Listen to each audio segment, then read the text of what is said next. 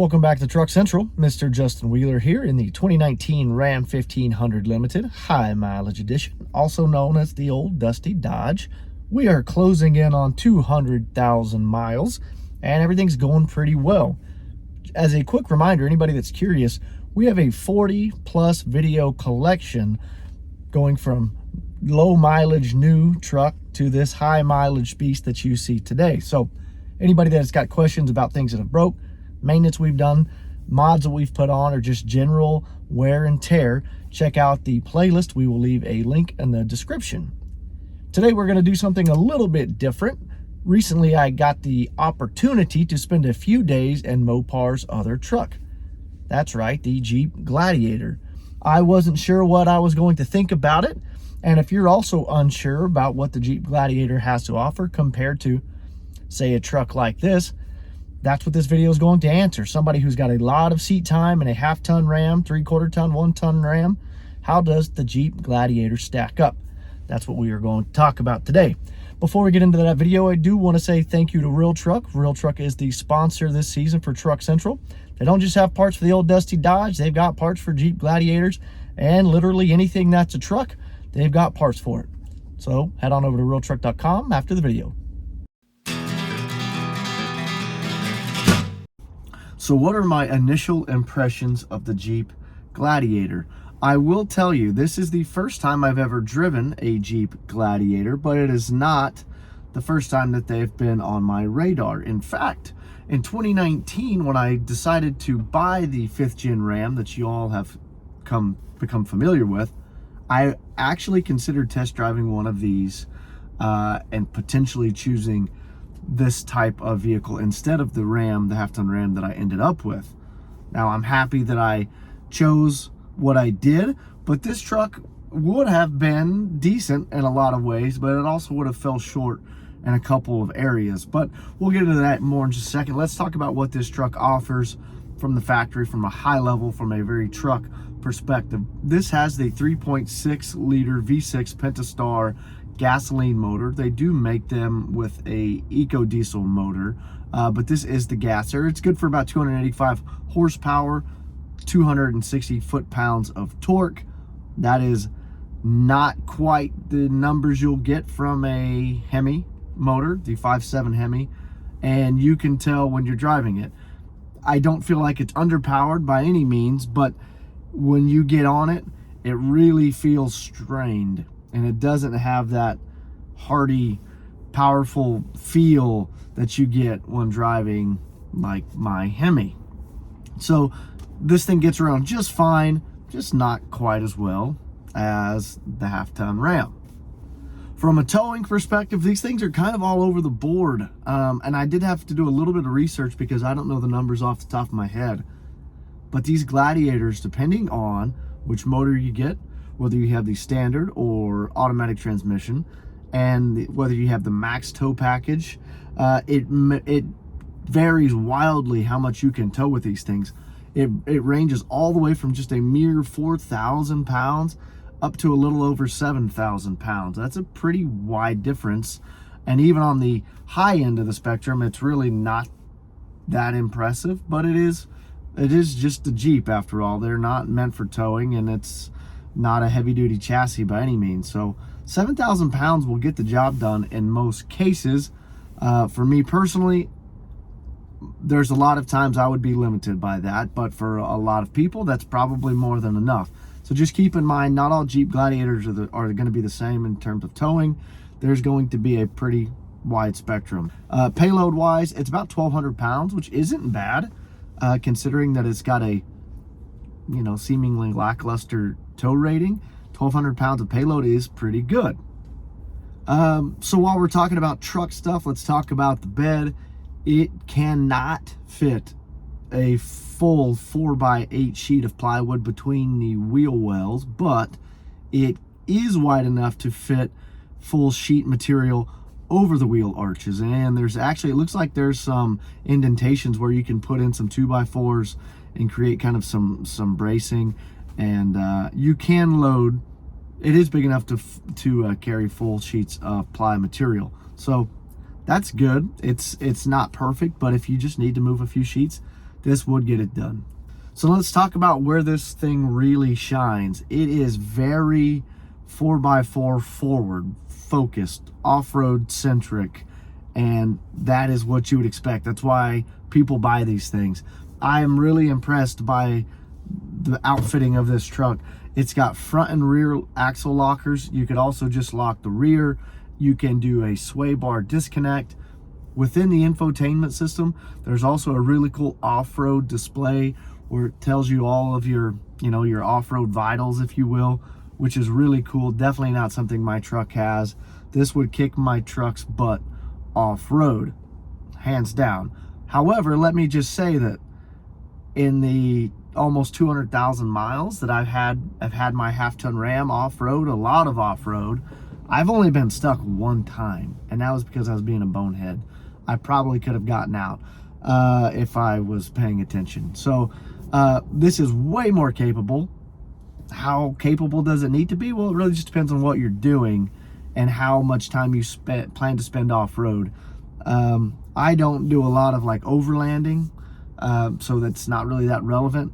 But if you are someone who does a lot of that, this would be a better fit for sure. I do like the fact that they have kept the shifter, the floor shifter for the 4x4, and I also like that they actually have a mechanical e-brake. That's nice, a physical mechanical e-brake versus the push button e-brake that I'm used to in my truck and the push button four-wheel drive selector. There's something about being able to have that tactile feedback of slamming your shifter into position or reaching up on your e-brake that just feels, I don't know, good, nostalgic maybe. And so I like that about it. I'm glad they kept that. I think it would be doing Jeep a disservice to ever get away from that, but who knows, maybe one of these days. Now, with all of the awesome pros of having a great 4x4 capable vehicle, you do make some concessions.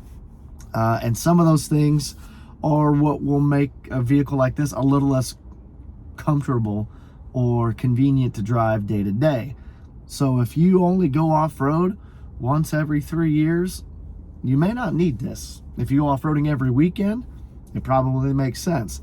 So let's talk about some of the things you lose in terms of convenience and comfortability and bells and whistles on this. And we'll compare it to my truck, and it'll kind of give you a gauge for what you can get. And this is a high trim level of Jeep. This is the trail rated Rubicon Gladiator. There may be one trim package higher than this.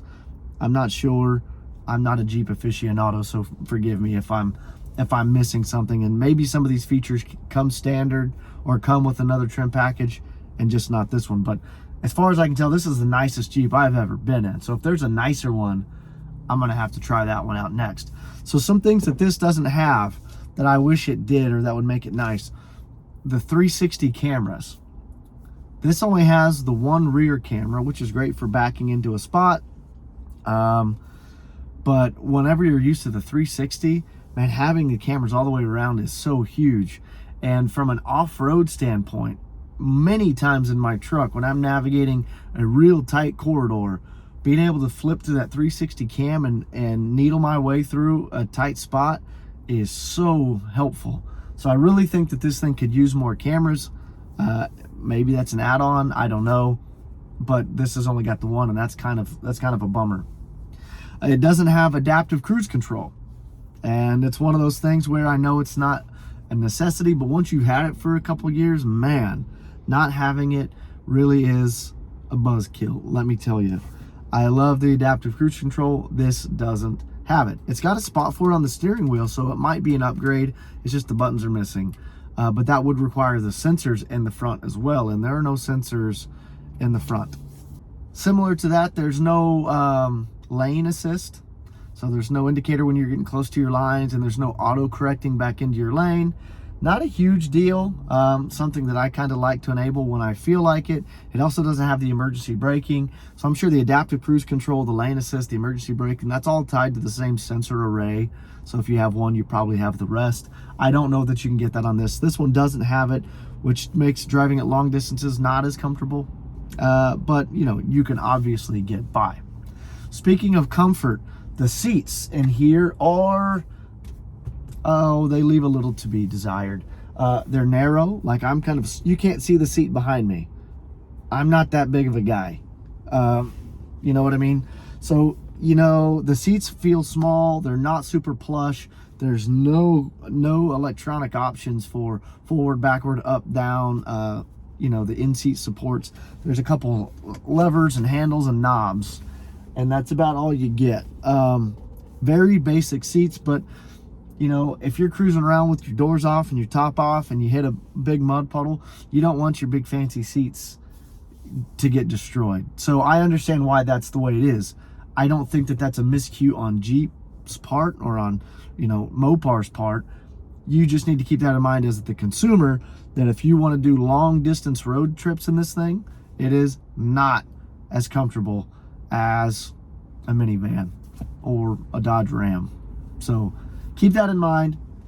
It's got its shortfalls. They do have heated seats. They don't have cooled seats. So it's not completely old school. They do have heated seats, and those do work well. I tried them this morning, so I'm happy with that. But they're not super comfortable. We did a 1-hour drive last night, and you know, I was fidgeting in my seat trying to get comfortable, and it's just, you know, not quite as good. But like I said, the roof comes off. That's awesome. You literally just flip these 3 little handles, and then you grab this little latch, and you got daylight. And then to put it back, just the reverse. So it goes on and off really quickly. I didn't mess with the back or the sides. I literally just wanted to see how easy that comes off. And it's not bad. So if you've seen my other videos, you know that I love the panoramic sunroof that the Ram offers and that you can get in a lot of other vehicles. I love being able to push a button and it opens and closes. This is obviously not as quick and easy, but you can't change it while you're in motion, which is something I do a lot of. As I'm going from city to highway, I'll close it. When I get back off the highway, I'll open it, and I'll open and close it multiple times in a single trip. You're gonna lose that here. Granted, you get much more open air environment, which is probably better when you're just in the city streets and it's a nice day, but you lose the adaptability of the sunroof. Now, I do believe that you can get these in a soft top where there's a button and it opens. It kind of just pulls it back and you can open and close it. So that would be a cool option to choose. Although I don't think the soft tops look as good in this, but you know, to each their own on that. Let's talk about the ride quality, because that does matter in terms of comfort and long-term driving. This vehicle does come equipped with the Jeep branded Fox shocks. This specific truck is on aftermarket 20-inch Icon wheels. It's got 33-inch Toyo tires. They're kind of noisy, but I don't think that's really the tire's fault. I don't think there's a lot of noise reduction in these things. So you definitely hear it, but it's not overwhelming. It's not terrible.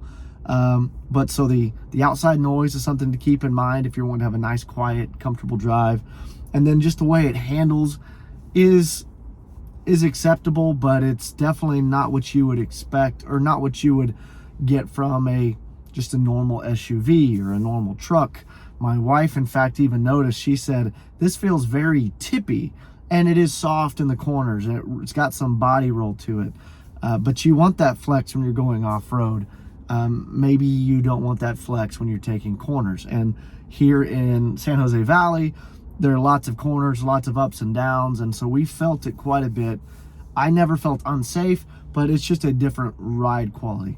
So something to keep in mind. So while you may get a little bit of outside noise creeping in, take comfort in the fact that the stereo system in this thing is surprisingly good. And if you've seen my 5th gen videos on the limited 19 speaker Harman Kardon system, you know that I am dissatisfied with that system. And I will tell you right now, this 8 speaker system in this Jeep, to me, sounds better than that high dollar, high quality Harman Kardon system in my truck. And I don't know what it is about it. It might be because it's so tight, and maybe because there's 2 speakers right in front of me. One of them's pointed right at my legs. There's 1 speaker right over my head. There's a subwoofer and an amp in the back. I think this is the premium Alpine system, which is similar to what my 4th gen Ram had that I loved. This thing just feels better, sounds good. There's no rattles or distortion. which is surprising when you think about there's so much plastic and this thing is meant to come apart and be put back together. It sounds really good.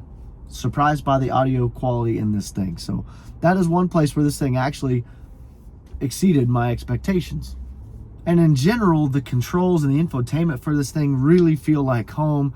When you're in a one Mopar vehicle and you jump into the next, obviously you expect all these buttons and the layouts to kind of be similar, and they are. The steering wheel controls are the same. The icons and buttons on the dash, although the placement's a little bit different, they are the same. You know what they do. You don't have to guess around. And the infotainment system, even though it's a smaller screen, it still does the job. Honestly, there's no room for a big screen in this thing because they had to move so many of the controls from the doors to the dash. That way when you take the doors off, you still have all your functionality. There's really no room for a bigger screen. So working with what they got, it's not bad.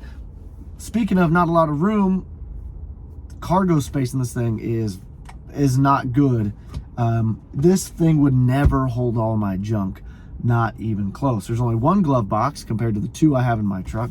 The center console is tiny. Like, I could barely fit my phone doesn't even fit in the center console, this little one.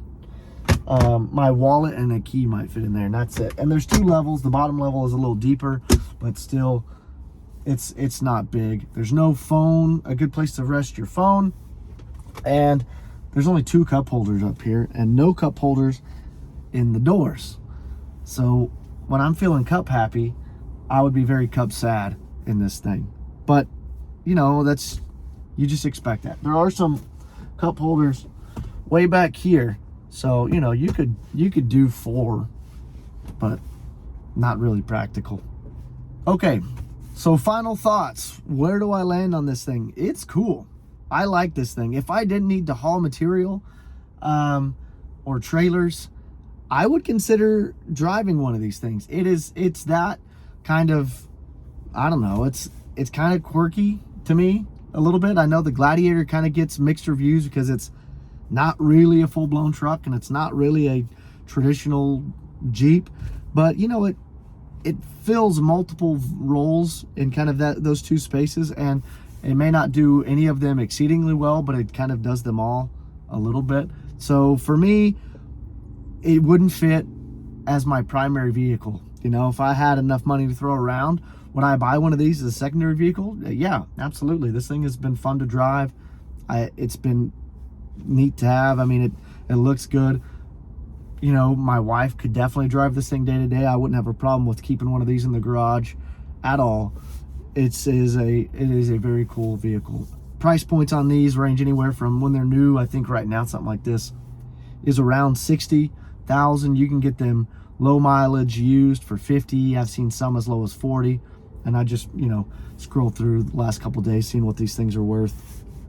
So they're more expensive than a standard SUV or than like a, you know, a Ford Explorer, but they're not quite as expensive as a limited Ram. They're somewhere in between, you know, not a full-blown SUV, not a full-blown truck, and they're kind of priced accordingly, and they're very off-road capable. So keep that in mind. Let me know what y'all think about these things. I am by no means an expert, but I did want to share my feedback after spending a few days in this thing. I have been pleased with it. I would absolutely rent one of these things again.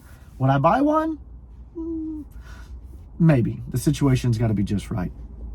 So anyway, one final thank you to Real Truck. Head on over to realtruck.com. They've got all your tires, lift kits, wheels, Nerf bars, mud flaps, floor mats, you name it, they got it. Leave me a comment down below. You know, I look forward to talking to you. As always, thanks for watching.